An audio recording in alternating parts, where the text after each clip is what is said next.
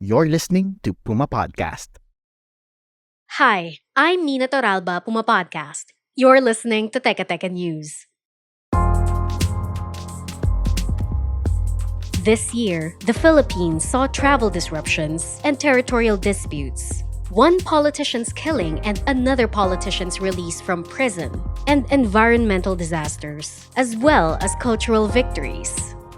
These are some of the sounds and stories of 2023.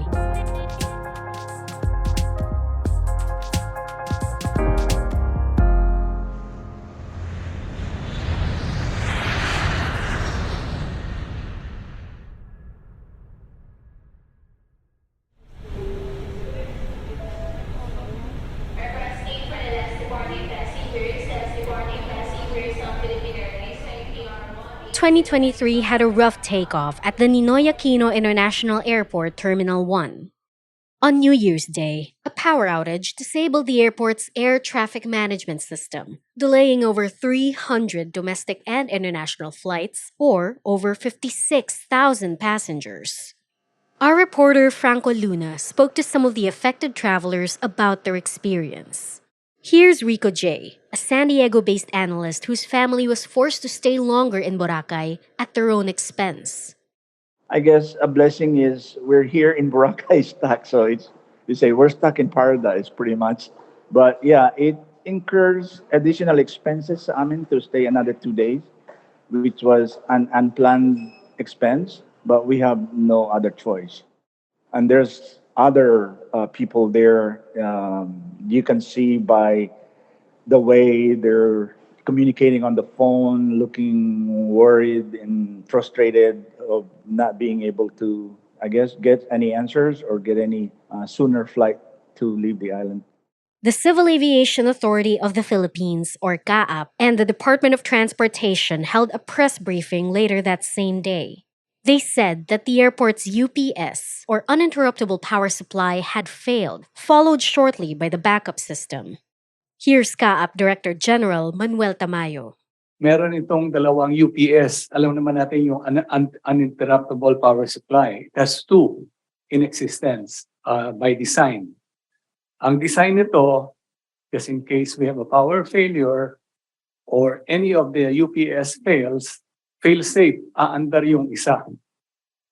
So, ang nangyari, one of the UPS failed. Nung nag-fail yung UPS, ayaw na pumasok yung commercial power or the standby power. So, dapat nga, walang problema, UPS nga.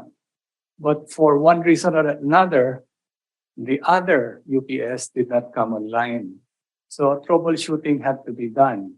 It wasn't until 4 months later, that is, on May 3 and May 17, that CAAP performed corrective maintenance activities on its air traffic system equipment.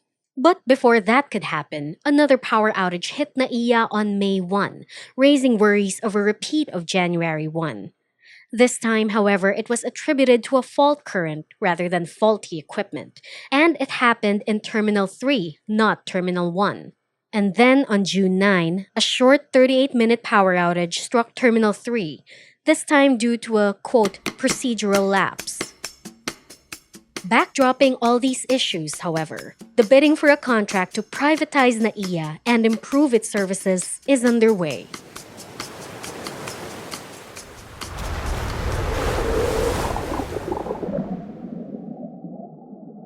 The Philippines is a mega diverse environment. And the Verde Island Passage is widely known to be the center of the center. So yung number of organisms that you can see or you can interact with if you are, for example, diving in one of these areas or snorkeling malapit sa mga coast is even higher compared to other areas in the country. So it's a very important habitat. In February, oil tanker MT Princess Empress sank off the coast of Nauhan Oriental, Mindoro. 900,000 liters of industrial oil were spilled in one of the worst oil spill disasters in the country's history. The spill affected thousands of people living in nearly 300 barangays along the Verde Island Passage, a strait between the provinces of Mindoro and Batangas. damage and losses to the agriculture and fisheries sectors amounted to about 4.9 billion pesos. Equally concerning was its effect on the flora and fauna in the Verde Island Passage, which is widely tagged as one of the most diverse ecosystems in the world. Irene Rodriguez, an associate professor for the UP Marine Science Institute, talked about how the oil spill would harm the surrounding marine life. In most of these ecosystems, yung prolonged exposure may lead to death of the corals, the mangroves, and the seagrasses. Pero yung immediate effect will be loss in livelihood sources, especially these are very important habitats and nursery grounds for our fish and marine organisms. And also, it will influence the food chain because the oil will remain in the surface of the water, and then that will inhibit the photosynthetic organisms from doing their work. And when we don't have the photosynthetic activity, that will impact the food chain because these are being the foundation of the food chain. Lahat yon maapektuhan yung zooplankton density mo. Pag naapektuhan yung zooplankton density, it will affect the other organisms up the food chain. And eventually, it will influence the food sources for us as consumers. The UP Marine Science Institute said the spill affected 20,000 hectares of coral reefs, 9,900 hectares of mangroves, and 6,000 hectares of seagrass. As of December 2023, cleanup activities along the Verde Island Passage are complete. Fishing, shipping, and other activities in the area have seemingly returned to normal. But experts say that the oil spill will have long-term effects on the local ecosystem. Advocates continue to call for coal and gas corporations to be held accountable for such incidents, and for the Verde Island Passage to be protected against further damage. Nag-utos po sa inyo. Yung Congressman Tevez yung pagkaalam. Paano mo sir nasabi na si Congressman Tevez daw po? Kasi yung safe house namin, yung may-ari ng nagtanong kasi ako kung sino may-ari ng safe house lupain doon. Okay. Sino daw po? Tevez daw. Tevez? Sino pong Tevez yung sir? Wala tong pangalan na sinabi. In March, then Negros Oriental Governor Roel Degamo was killed by former members of the Philippine military while he was distributing ayuda in the municipality of Pamplona. 8 provincial staff and residents were also killed. 16 others were wounded. Arnie Tevez, then a representative for the province, is the suspected mastermind behind the massacre. He is the brother of Pride Henry Tevez, who briefly served as provincial governor before his win in the 2022 elections was nullified. Since the killings, Arnie Tevez has been out of the country and in hiding, and he was last seen in Timor-Leste in August. But he maintains that the government had been hot on his heels long before he was linked to Degamo's murder. Kaya rin sinabi ko na may threat sa akin dahil nung January 11 pa lang, binanggit ko na to sa press ko namin ni Attorney Topacio na may balak silang i-raid yung bahay ko. At nangyari nga. Yun talaga yung kinakatakot ko, Mr. President, kaya hindi ako umuwi. Hindi to tungkol sa murder, Mr. President. Gusto ko lang malaman mo talaga. Dahil January 11 pa lang, may operation na ang mga ibang tauhan dyan sa gobyerno laban sa akin. Tevez claimed that those operations had to do with allegations of his involvement in Sabong. His homes and business properties were then raided after the murder, where police found firearms, explosives, 10,000 rounds of ammunition, and 18 million pesos in cash. The incriminating materials have not been officially linked to Degamo's killing, and Tevez has maintained on social media that he is merely being framed for the crime.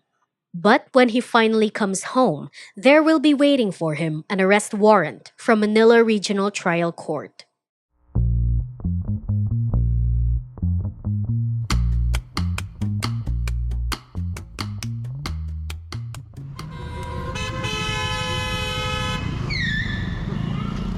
The Supreme Court settled a different political dispute in April when it ruled that the Embo barangays surrounding Bonifacio Global City were part of Taguig City, not Makati. Taguig Mayor Lani Cayetano welcomed the news with a promise to the new Taguigueños in these barangays. A transformative, lively, and caring service to our constituents, yan po ang aming prioridad. Gusto naming babigyan kami ng pagkakataon na makausap sila para nang sa ganun maipresenta natin ang mga services na sa totoo lang, sa una naming pag-aaral, nakita namin na bagamat mas bata sa city ang City of Taguig, mas malaki ang resources ng City of Makati, ay maraming mga programa ng City of Taguig ang higit kaysa na i-offer sa government ng Makati. Ready ang City of Taguig sa transition team. Ayaw natin ng pagkakagulo, pero responsibilidad nating sundin kung ano ang desisyon ng Korte Suprema. And kagaya ng sinabi ko nga ho kanina, ang pinaka-importante po dito ay yung welfare ng ating mga kababayan. But while the decades-long dispute finally ended this year, the transition period has come with its own challenges beyond basic services. These include a change in address for both voting residents and registered businesses and their employees, as well as the administration of public schools in the Embo barangays and of Ospital ng Makati. OSMAC is now located in Taguig, but it continues to be owned by the Makati LGU. And this complicates things from healthcare workers' salaries to the services offered to local residents. On the other hand, the ruling means a larger voting population for Taguig, making it more attractive to electoral candidates at the national level. But after the 2023 Barangay and SK polls, over 100 newly elected officials chose to take their oath of office at the Makati City Hall. SK officials from the same barangays were sworn in at the Taguig City Hall. Meanwhile, as the transfer of the Embo barangays from Makati to Taguig continues, the court is just starting to review a pateros claim over these same barangays.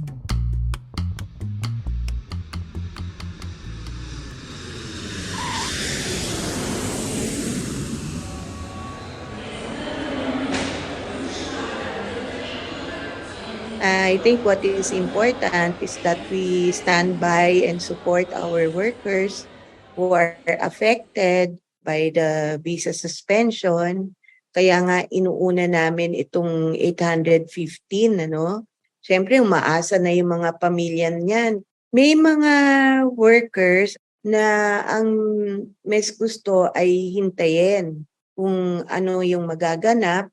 And dahil may iba sa kanila talagang gusto magtrabaho sa Kuwait, these are all personal decisions.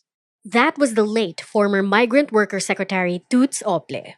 Kuwait suspended in May the visas of over 800 overseas Filipino workers. Since then, no new entry visas have been issued to Philippine nationals. In short, we're banned from entering Kuwait. That includes OFWs in different sectors and even tourists. This came after the Philippines placed a ban in February on first-time household service workers from going into Kuwait. Officials had long been concerned about reports of violence against Filipino domestic workers in the country.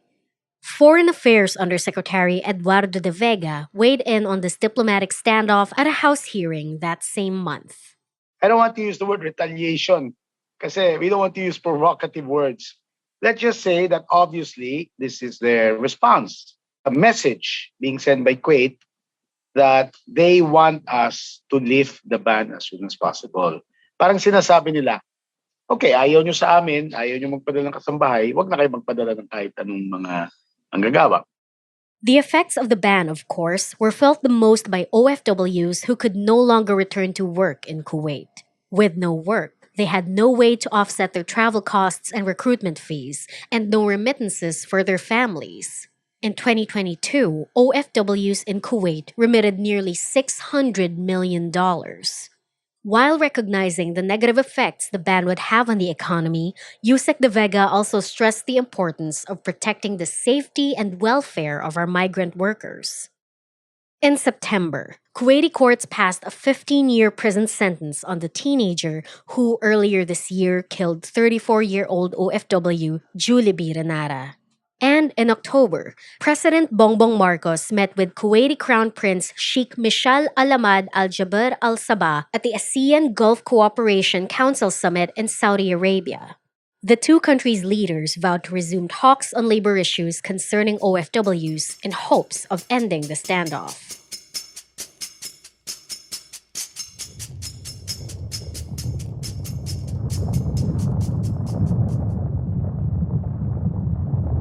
Not all upheavals in the Philippines this year were about people or politics. As is part of life in these parts, a lot of what we had to contend with were about the Philippines itself. Our islands, our waters, our environment, and the literal physical climate that defines what it means to be here. The Mayon, Taal, and Canlaon volcanoes showed signs of unrest in the middle of the year, with Mayon being placed under Alert Level 3 and Taal and Canlaon being placed under Alert Level 1. What this meant was an increase in volcanic earthquakes and sulfur dioxide emissions from these volcanoes.